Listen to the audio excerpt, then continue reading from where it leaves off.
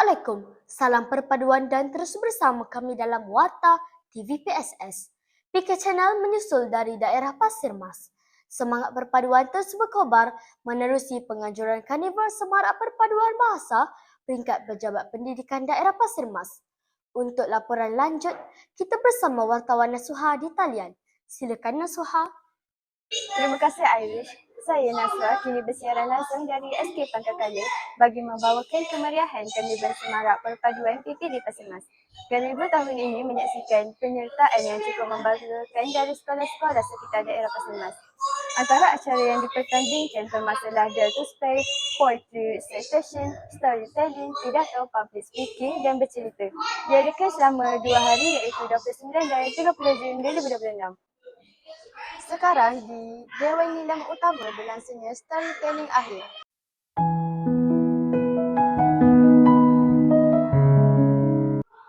Sekarang saya berada di bilik pertandingan pidato peringkat akhir.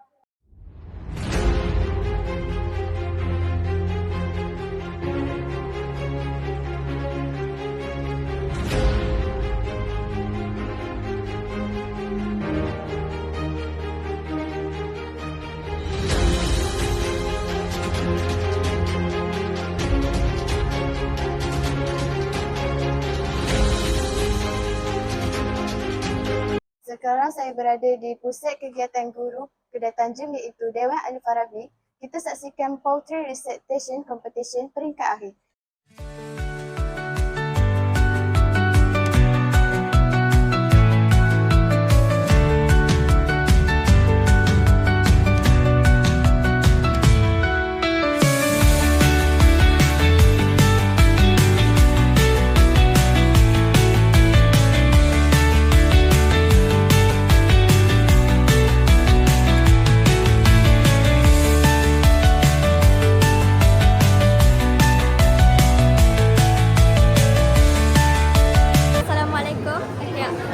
Terima kasih.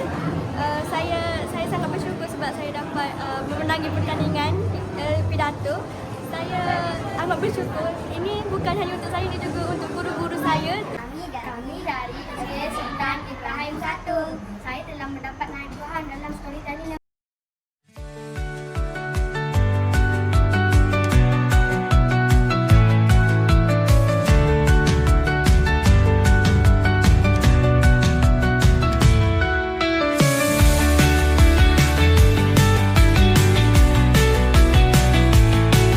Pendidikan Negeri Kelantan ingin memperkasakan bahasa sebagai satu wadah perpaduan, bukannya tumpuan kepada pertandingan semata-mata. SK Dato' Abdul Hamid 2, Tukang Pemban. Johan dimenangi oleh SK Lati. As the number 3 from SK Baropial.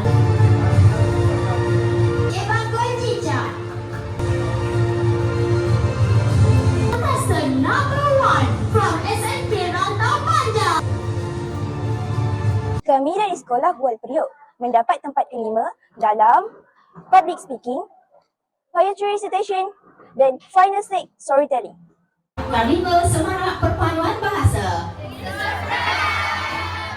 Sekian laporan saya di Karnival Semarak Perpaduan Bahasa peringkat PPD Pasir Mas 2026 yang berlangsung di SK Pangkakali.